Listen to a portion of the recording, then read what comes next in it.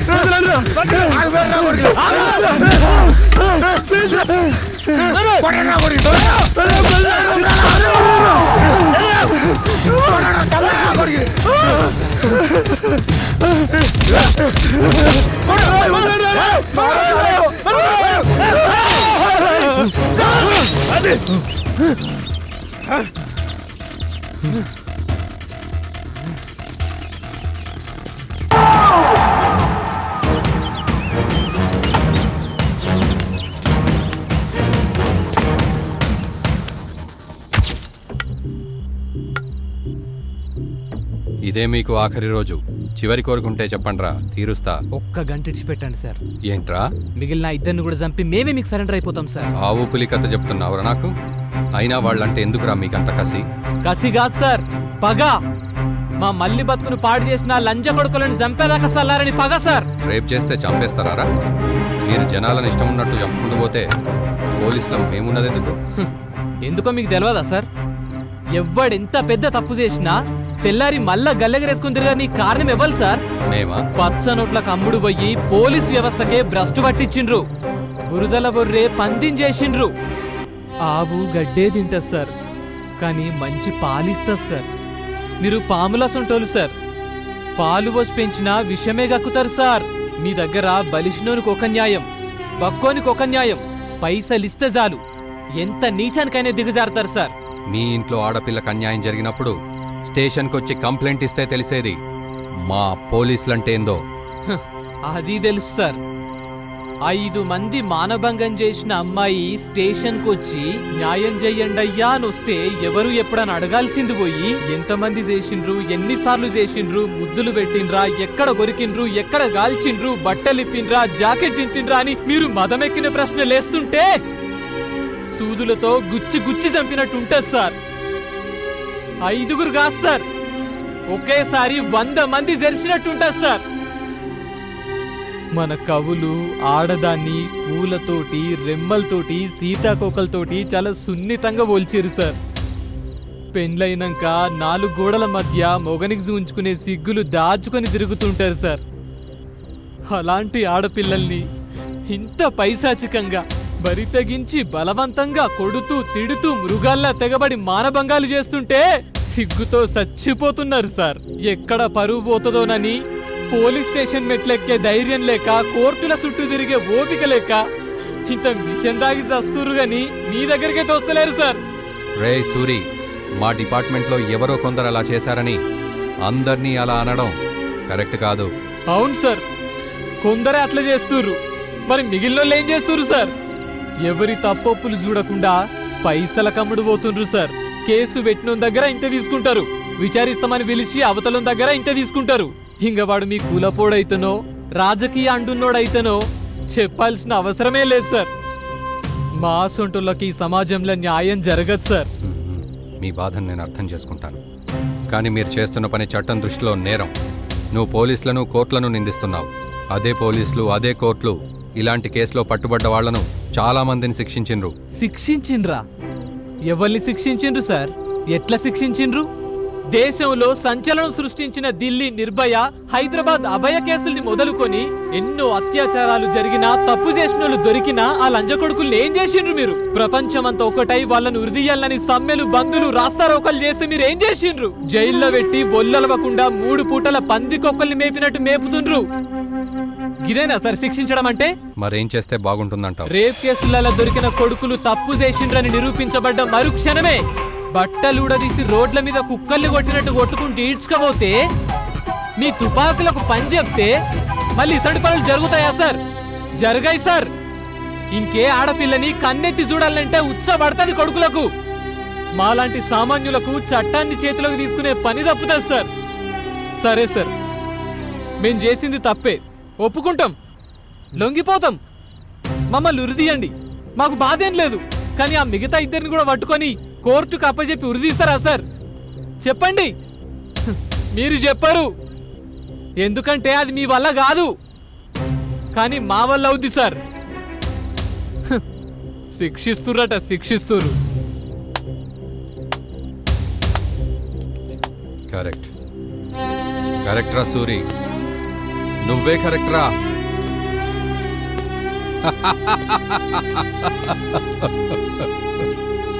నా పాపరా, చిన్న పాపరా, ఇప్పుడు ఎక్కడుందో తెలుసా? అది ఇప్పుడు ఎక్కడుందో తెలుసా? స్కూలుకు పోయింది అనుకుంటున్నారా? కాదురా, అదిగో అక్కడ అక్కడ అక్కడుందిరా నా బంగారు కొండ. నాకు అందనంత ఎత్తులో ఆకాశంలో ఉందిరా, ఆకాశంలో ఉందిరా బంగారు కొండ.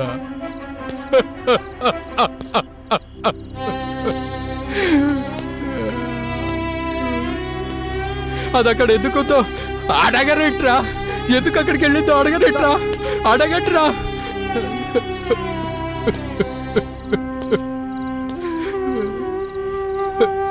అవునరా,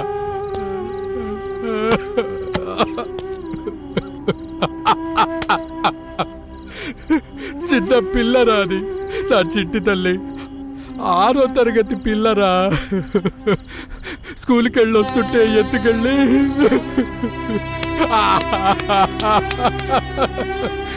2 రోజుల తర్వాత అక్కడెక్కడో రక్తపు ముద్ద కనపడుతురా నా చిట్టి తల్లి.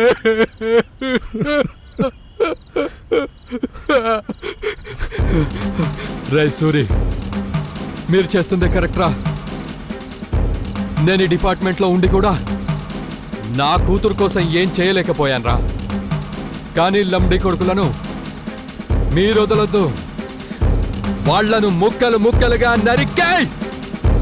అది చూసి కామంతో కళ్ళు నెత్తికెక్కిన ముండా కొడుకులకు మగతనం చచ్చిపోవాలి. అవునరా సూరి,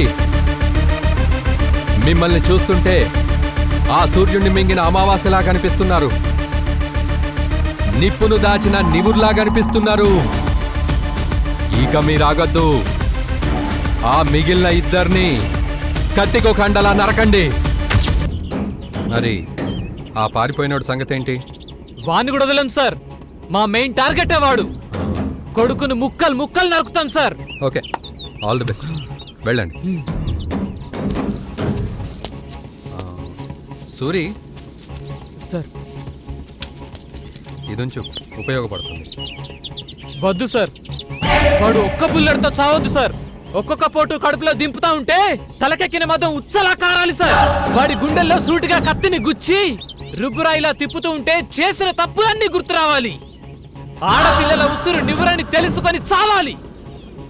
వాణ్ణి కాల్చను, నరికే చంపుతా. వాడి మాంసాన్ని కాకులకు, గద్దలకు, కుక్కలకు పడేస్తా. వాణ్ణి చంపే కనిపిస్తా సార్.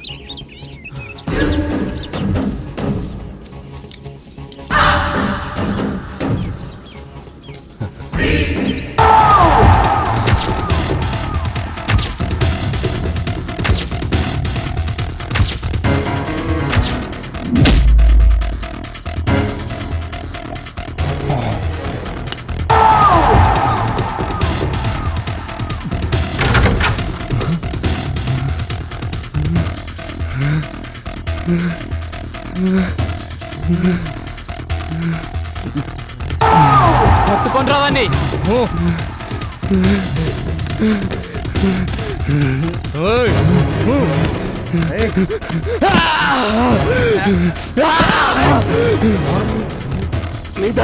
తప్పు చేసిండ్రా, తప్పు చేసిండ్రా అన్నాయేంద్ర. నువ్వు బావరా, బావే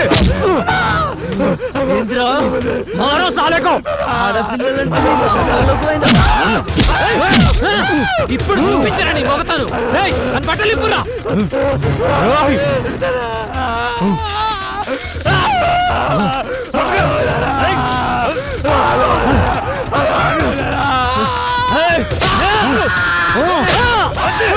అదే, నొప్పిలేస్తుందా? ఇప్పుడు నొప్పిలేస్తుందా? మీ చేతుల బలైపోయిన ఆడోళ్ళందరూ మీ అమ్మ సొంత ఆడలు కాదా?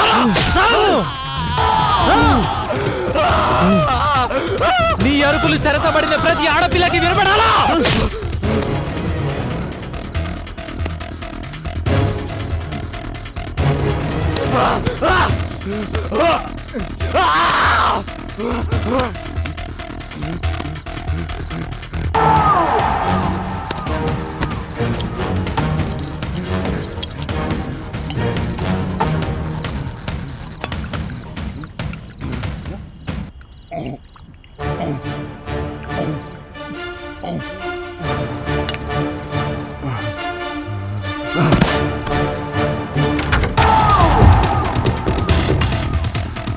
ఉన్నాడ్రా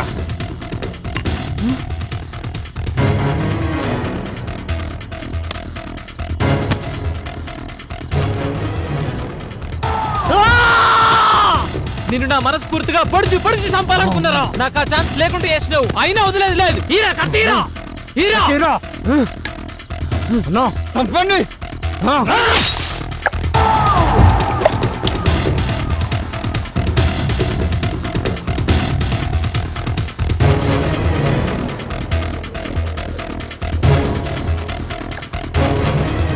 హలో, ఓకే, మీరు ప్రొసీడ్ అవ్వండి, నేను వస్తాను.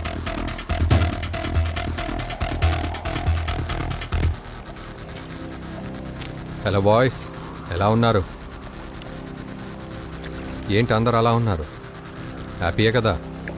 మీరు చేసిన సాయాన్ని మేము ఎప్పటికీ మర్చిపోలేము సార్. జీవితాంతం మీకు రుణపడి ఉంటాం సార్. అంత పెద్ద మాటలు ఎందుకులే కానీ నెక్స్ట్ ఏంటి? ఈ ఊరు వదిలిపెట్టి వెళ్ళిపోదాం అనుకుంటున్నాం సార్. ఏంటి, ఊరు విడిచి వెళ్ళిపోతారా? పోయి దూరంగా ఎక్కడికన్నా వెళ్ళిపోయి ప్రశాంతంగా బతుకుదాం అనుకుంటున్నాం సార్. పిచ్చి సన్నాసి, ప్రపంచంలో ఎక్కడుందిరా ప్రశాంతత?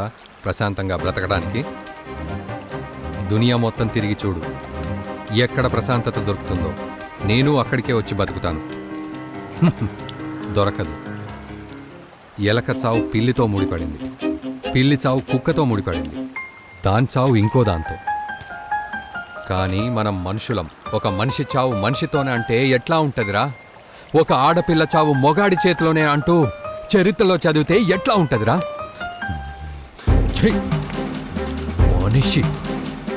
మనుషులమంటూ సంబరపడిపోతున్నాం. ఇప్పుడు మమ్మల్ని ఏం చేయమంటారు సార్? నేను మీ దగ్గరికి వచ్చే ముందు నాకు ఒక ఫోన్ కాల్ వచ్చింది, గుర్తుందా?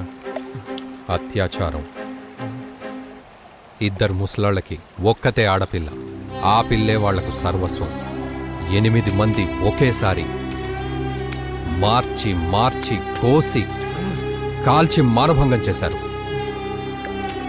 చచ్చాక శవాన్ని కూడా ప్రశ్నించేవాడు లేడు, ఎదురించేవాడు లేడు. వాళ్ళని ఏం చేద్దామంటున్నా? అది మా సమస్య కాదుగా సార్. నేను అదే అనుకున్నా. మీ ఇంటి ఆడపిల్లకు అన్యాయం జరిగితే పగ తీర్చుకున్నారు, చల్లారారు, ఇక్కడి నుంచి వెళ్ళిపోదామనుకుంటున్నారు. అక్కడ అదే సమస్య ఎదురవుతే ఏం చేస్తారు? చూడు తమ్ముడు,